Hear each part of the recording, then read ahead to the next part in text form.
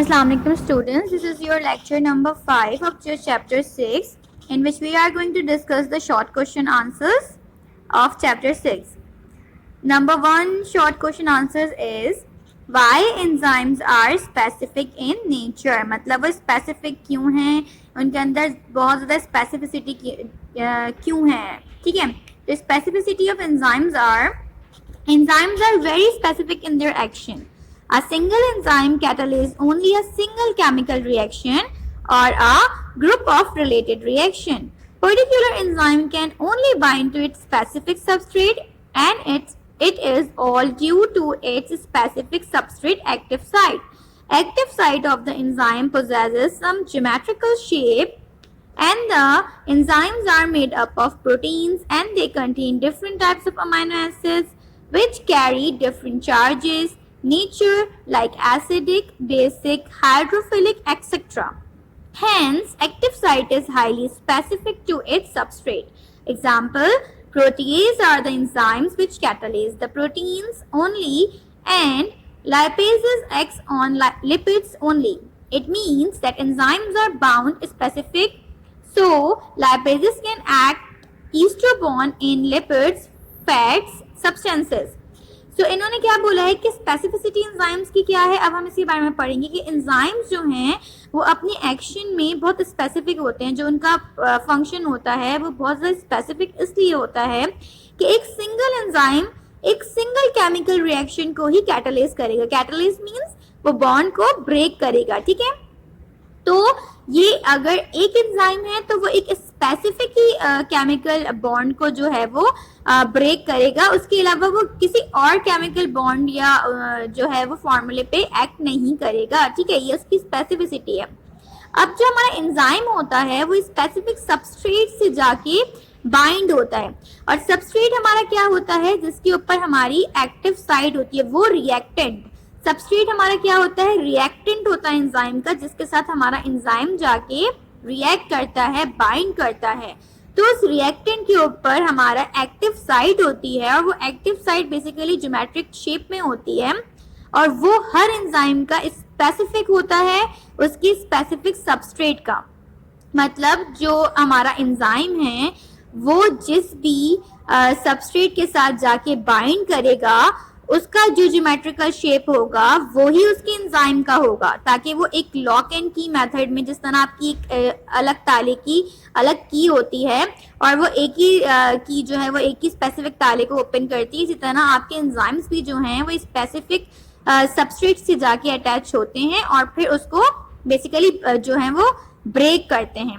तो एक active site होती है. अब हमारे एंजाइम्स जो होते हैं उनके पास चार्जेस भी होते हैं.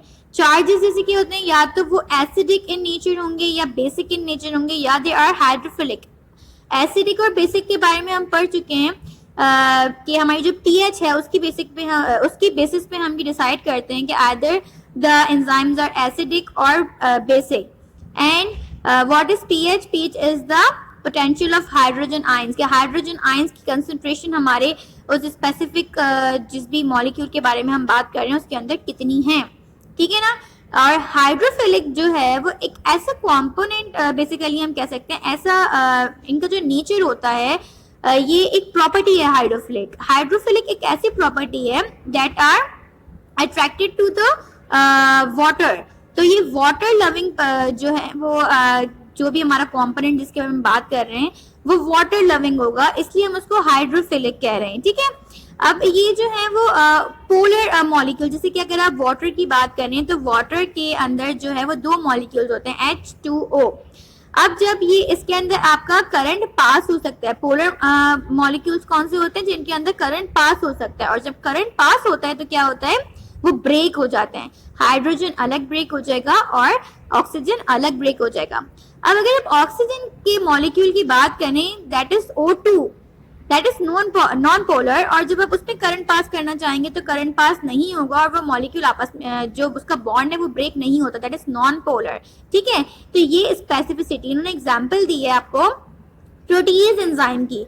प्रोटीज एंजाइम हमारा स्पेसिफिक एंजाइम है जो कि सिर्फ प्रोटीन के मॉलिक्यूल्स को ब्रेक करता है। अब फॉर एग्जांपल प्रोटीन आपका सबस्ट्रेट है और उसका एक ज्योमेट्रिकल शेप बना हुआ होगा जिसको हम एक्टिव साइट कहेंगे, उससे आके हमारा एंजाइम बाइंड करेगा और फिर वो हमारे प्रोटीन के मॉलिक्यूल को ब्रेक करेगा। इसी तरह लाइपेज, इन्होंने एक और मॉलिक्यूल के एंजाइम के बारे में बात करी है। लाइपेज किसके लिए स्पेसिफिक है? लिपिड्स के लिए स्पेसिफिक है और वो लिपिड्स के साथ ही जाके बाइंड करता है और उनको ब्रेक करता है। ठीक है, अब इन्होंने कैसे बताया कि लाइपेजेस क्या करता है, जैसे हमारे ईस्टर बॉन्ड हो गया, उसका जो लिपिड के अंदर हमारे ईस्टर बॉन्ड प्रेजेंट होते हैं उन पे जाके एक्ट करता है और उनको ब्रेक करता है। ठीक है, now come to the next question, that is question number 2। How enzyme reduces the amount of activation energy? Heading है आपकी activation energy. The energy required to start a reaction is called the activation energy.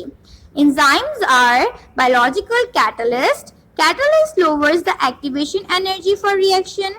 When an enzyme binds to its substrate, it lowers the activation energy of reaction because enzyme substrate can cause lower activation energy by bending substrate molecule in a way that facilitate bond breaking, helping to faster our reaction.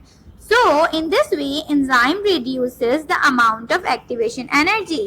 अब इसमें क्या होता है कि जो हमारे enzymes हैं वो हमारे एक्टिवेशन एनर्जी को किस तरह से कम करते हैं, वो इस तरह से कम करते हैं जब वो हमारे एक्टिव साइट, सबस्ट्रेट की एक्टिव साइट से जाके बाइंड होते हैं तो वो क्या करते हैं कि वो हमारे सबस्ट्रेट को बेंड करवाते हैं। बेंडिंग वो इस तरह से बेंड करवाते हैं जो कि हमारे जो हमारा बॉन्ड है, बॉन्ड की ब्रेकिंग में और उसमें उसको हेल्प करता है कि जब हमारा मॉलिक्यूल जो है वो बेंड होगा और उसके एंजाइम बेसिकली क्या करता है कि हमारे जो केमिकल रिएक्शन होते हैं ना उनको स्पीड अप करता है। स्पीड अप कैसे करता है? वो बेंडिंग करवाएगा।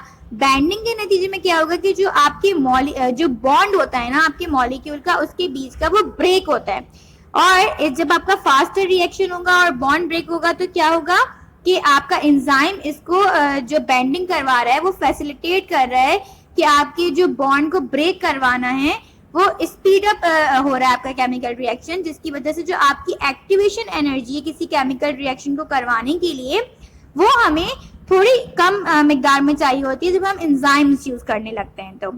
ठीक है स्टूडेंट्स, थैंक यू।